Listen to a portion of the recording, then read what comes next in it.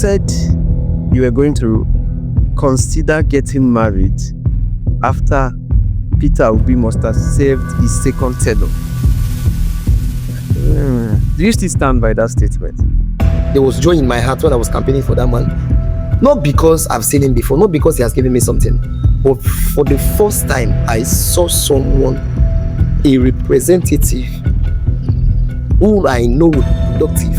At the point I told them, look, after Obi's second tenure, Obi will preside over my marriage as the priest, because I now see Obi as a clergy.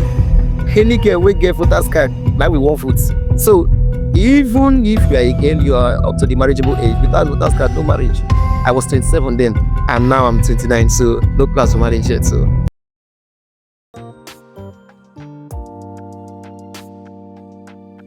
okay, there are actually very few persons in my life that I idolize, and I know I don't say it too often, but Mr. Uchenna Oswala is referred to many as Mr. Steve. That's one of the few persons I actually idolize in my life, and our bromance didn't start today. It's dated to probably like 10 to 12 years ago, precisely the year 2015, when I had my first stage appearance. It was a good Sunday morning. I think we're having children harvest. Yeah. And on that particular day, they had a rehearsal that was slated for Saturday. And on that particular Saturday, the persons who were to rehearse for the role to be acted on Sunday, they came, specifically the main character, the guy who played the main character. He refused to come for the Sunday drama, for the Sunday ministration, because when he came for the rehearsals on Saturday, Mr. Uchenna and his assistant were nowhere to be found. But on Sunday, I was called upon. I was actually referred to him by my sister. My sister told him that I have a brother. My brother knows how to act. He's good at acting. That let's meet him. Let's talk to him. And that is how Mr. Uchenna came up to me and told me that will I take the role of the main character? I've actually forgotten the name of the character. And that is how our relationship started. Our relationship started off then on a very, very unrelatable situation. And here we have our relationship is going for probably 10 years. Don't tell me you've been counting this. wow, how time flies. Yeah, time really flies. And today it happens to be my very first guest on the show. Ladies and gentlemen, this is One-on-One with Umeh Prosper, and my guest is Stephen Iswala. You see, what baffles me was the way you took your time to narrate all these events these years. It's been a while, but it shows you are a good listener, good performer, pay details. There's a statement you made in the year 2022. That's prior to the 2023 general elections. There's something you told me. You said you were going to consider getting married after Peter Obi must have served his second tenure. Do you still stand by that statement? First of all, my principal, Mr. Peter Obi, has preferably directed us to call him Mr. Peter. So I will address him as Mr. Some people call him Excellency, but I think that man is the soul of progress. Yes. Pertaining to the statement I made here, we all have different ways of campaigning for Peter Obi. We all had different ways, different channels, different medium. So I took it upon myself like, okay, the obedience wave is, everywhere, will be in the lips of everyone. everybody campaigns, through mouths. So I brought a unique style of campaigning, and that is attaching comedy into campaign. Yeah, it was by the way, it was beautiful. Yes, maybe along the line, I'm going to share certain pictures and photos of his of the role he played in Obi's campaign. It was massive. It was not something that we've ever seen before in the political space. It was beautiful. It was beautiful, I must confess. So I took it upon myself. Okay, people have explored virtually all the mediums, televisions, radios, Facebook, social media. I say, Obi. Then I was like, I've never seen this man before, but there is this unflagging commitment. There is this unwavering support. There was this love. I believe there is joy. There was joy in my heart when I was campaigning for that man. Not because I've seen him before, not because he has given me something, but for the first time, I saw someone, a representative, whom I know would be productive, someone who I know will be instrumental, someone who I know genuinely from my heart of heart has come to salvage this nation. So why would I stake my strength? People have been staking their money, but I staked my strength. I gave it up. And you staked your time too. Yes, you staked your allocated time for marriage. Coming to that, all I just clears with that. That was by the way. To ask you, was he talking about marriage? Coming to that, that was by the way. Remember I was 7 then, so there was actually no plans for marriage, but it's just part of the show. Like, must go on. So I keep on thinking, how best at any given opportunity, how best do I project Peter Obi at every given opportunity? What do I say to people? Try to say I can add comic, relief into my campaigning. All right. At the point I told them, look, after Obi's take on tenure, Obi will preside over my marriage as the priest, because I now see Obi as a clergy. Obi was so holy. There is this sanity Obi brought in our political milieu that, yes, our leaders tomorrow can still be trusted. That is, if we have that right person coming in to, bridge the gap. So I felt that let heavens fall, all right, Obi will pay the man. So I keep on telling people, if you could remember vividly, I said, it was those ladies that had daughter guards that were opinions get married to. I said it in public. I said, now every girl, any girl with get voters card, now we want votes. So even if you are a girl, you are up to the marriageable age, without voters card, no marriage. So I went as far as that. But then all those are just, comic activities. I was just being jocular. Not that I was 27 then, and now I'm 29. So no plans for marriage yet. So I believe that was by the way. I just made those things to capture my audience. Wow. I went to do night entertainment. Exactly. It actually worked because you captured me. This is a thought I've had since 2022. So now my next question would be, do you feel that there is a certain age or a certain time frame for marriage, especially in regards to men? Do you think there should be like a targeted age bracket? Okay. First of all, we should understand that marriage is a legal union between a man and a woman. Yeah. Man, right? Man per se, a matured mind, not age. Not the man who determines his manhood by his age. Alright? So that's I see as marriage, legal union between a man and a woman. Now, coming to age, I believe in the issue of marriage. Age is but a number. Age is not maturity. Size is not maturity. What I think is maturity is the knowledge, the skills we possess, the innate skills, the ability, the capacity in which we operate socially, economically, spiritually. In knowledge-wise, I think the way we reason shows if we are man enough. Okay. Our reasoning makes us a man and not age. So I don't think there is any specific age and bracket, right? All right, for a man to get married.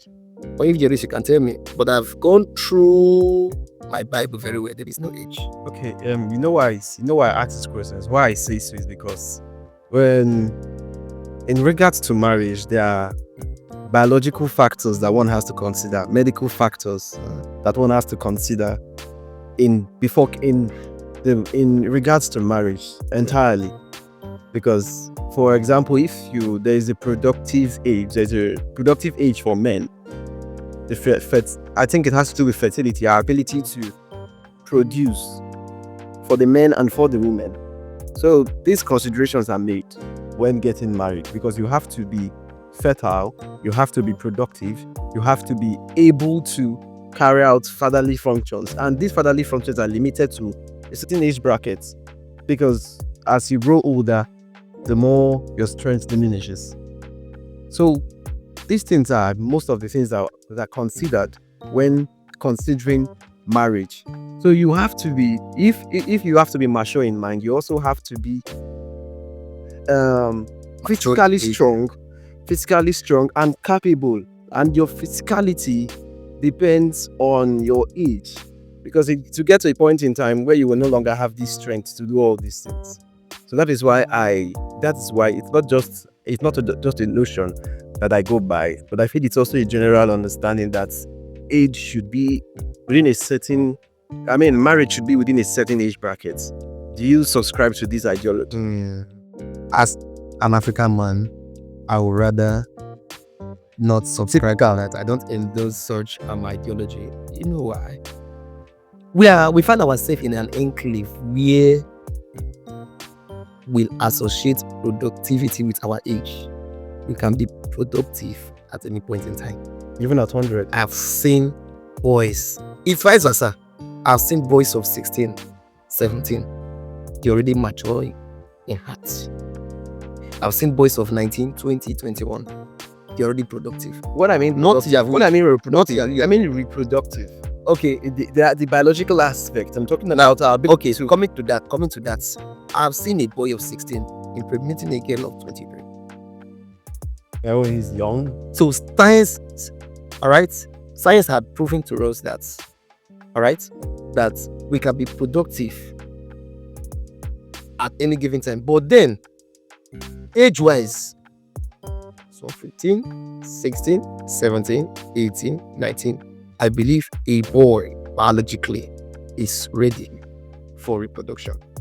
So, coming to using our age as a yardstick for marriage. So, when I tell you, guy, you don't the older guy, you're too small. It's a lie. All right. Every man on earth has his own season. Every man on earth, I believe, has their own time. The time you consider for marriage is not the time. And don't forget, we have traditional factors affecting these things. Right? You go to the north, a girl of 16 years is already with 3 children. You come to the south, a girl of 16 to be preparing for WAEC. So how do we marry these issues together? So there are cultural differences, our biological differences matters. At times, our religious belief matters most. Okay. Look at the analogy I just gave to you. So I believe it's all about the individual decision. Okay. The ideology of marriage is subject to culture, religion, and individual. These are the factors influencing marriage. Vice versa. Not that there's a certain generalistic, there's a specific E. No. Because at 16, you might be productive. You may come from a wealthy background and your family backs you up. But at 45, I'm still struggling to, renew my rent, my one-room apartment. Say, these are the factors, financial situations. At times, there might be some kind of spiritual inclination rates. We have so many factors, all right, militating against mass productivity, maritally, physically, financially, socially, or otherwise. Right? So, at 16, you find the boy, all right, already productive for sake of the background. Why some men go out there, you see them on the markets, 45, 50, they are still struggling to raise up something for themselves. So I believe your time factor is different from my own time. All right, your timing is different and my time is different. Your season is different. All right, at times it may be preference, it may be personal preference. All right, I may be rich, but I don't see marriage as a fulfillment. I don't see marriage as fulfillment. And you may be 45. Sorry, I may be 45. I still don't prefer marriage. I don't see marriage as necessary. And you are 20. Despite not having money, you desire it. So life is driven by our desires. What we prioritize. Our individual desires. Our individual desires, yes. Hey. So coming to the aspect of culture, I believe, all right, there is this reawakening in the South now, all right, 22, 23, they're already ripe and they're already getting married, hitting the bullseyes, all right, but that doesn't really mean we should consider age. But again, age, to some extent, determines maturity. In Igbo, they said, "Nwata kwuo amara for Lord." When a child speaks, you know the age of that child. Therefore, it is assumed that the child, all right, the maturity of the child, all right, is measured, all right, is determined by the kind of words he says. So you can be 13 and you speak words of wisdom, but then that doesn't guarantee you for marriage. But it shows that in no distant time you can handle it. Why some at 85 they can't even speak words of knowledge, all right? They hardly find something meaningful to say, all right? And yet they are matured. So how has aged played out this time around on the negative? So I don't really buy that idea. I don't endorse I don't endorse rather a specific age for any man. You have your timing, I have my timing. You have your season, I have my season. So your priority differs. Okay. So self-prioritization. So marriage is individualistic. Yes. And my next question would be: Are you scared of the future? What do you ask? Many of the decisions that we make as people are sponsored by our perception of what the future holds for us. The reason why we do certain things is because of certain aspiration. The reason why why we live today is because of tomorrow. So most of our activities as humans are sponsored by our perception of the future, of what happened, of what is to come in the future. So the decisions we make are because of what we expect, of the outcomes that we expect of those decisions in the future. So the future factor is only something to consider. So I ask the question: Are you scared of the future? I am never scared of the future, but I am so scared of failure. I am so scared of failure that whenever I think of failure, it always gets me walking on my toes, right? Sends cold shivers down my spine. But then take notes. Even though one is afraid of the future, being afraid is not actually a sin. It's not an act of cowardice. All right? Yeah. It's another avenue to retrace back your step. People see fear. There is this misconception that people has about fear. You can be afraid not because you are a coward.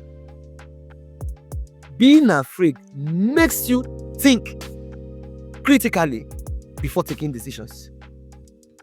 So when you say, "I am afraid," I look at you. Why are you afraid? That's being afraid, that fear in you is not actually for the future. I say it may not actually be for the future, right? But at times we mistake fear of the unknown for fear of the future. Okay. All right, I have 2 million. I want to start a business. All right. Do I have the market survey? Okay, I have it now. Do I have the channels, chains of distribution, chains of supply, whatever business you have? Now, this time around, my mind is set out for paint business. Now, I have the 2 million. All right, I say, okay, Prosper, please accompany me to chain factories, one of these, paint factories, and let's just see what I can, buy, can restock my. Tomorrow you come, I tell you, Prosper, it's like I'm afraid. Your mind will be, this one is not serious. Not because I am not serious, The reason why I am being afraid was because of the fact that maybe my mind is not set up.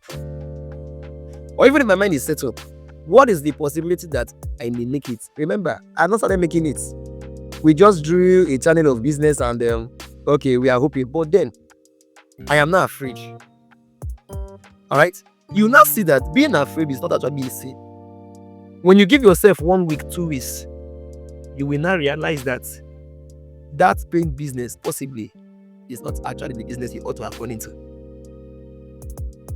So, what if I did not pause back a little bit and I just put like 2 million? Then after 1 week, 2 weeks, a better offer comes in, a better deal comes in. I will live forever in that regret. So, being afraid of the future is not a sin.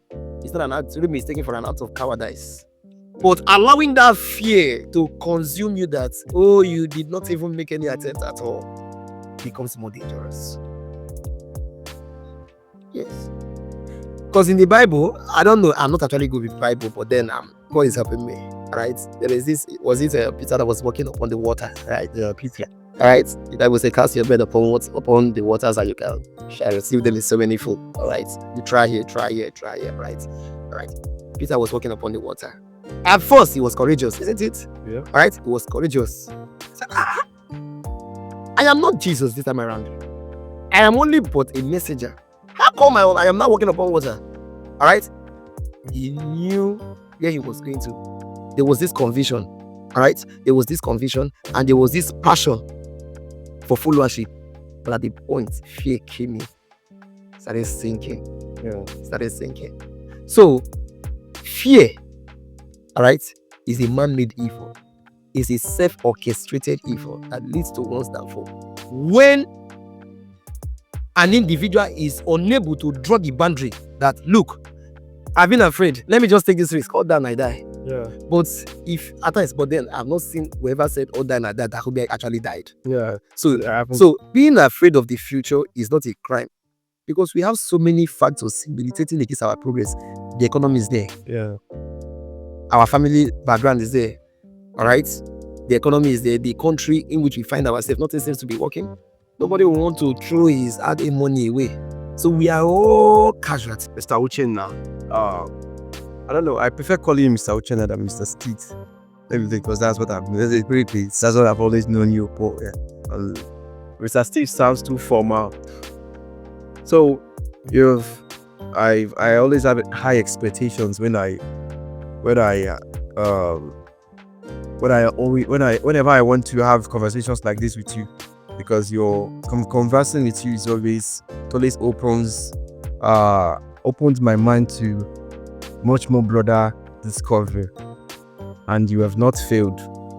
I don't think you ever will fail in my expectations. So thank you once again for gracing us, for gracing one-on-one on our very first episode. So ladies and gentlemen, we've come to the end of this episode. We're going to give you more interesting conversations, more interesting content and combos as time goes on. We're having more interesting guests on the show, more interesting guests just like him on the show. Look forward to getting our uploads. Subscribe, like, comment, and share. That's just all we want you to do. And till then, ciao.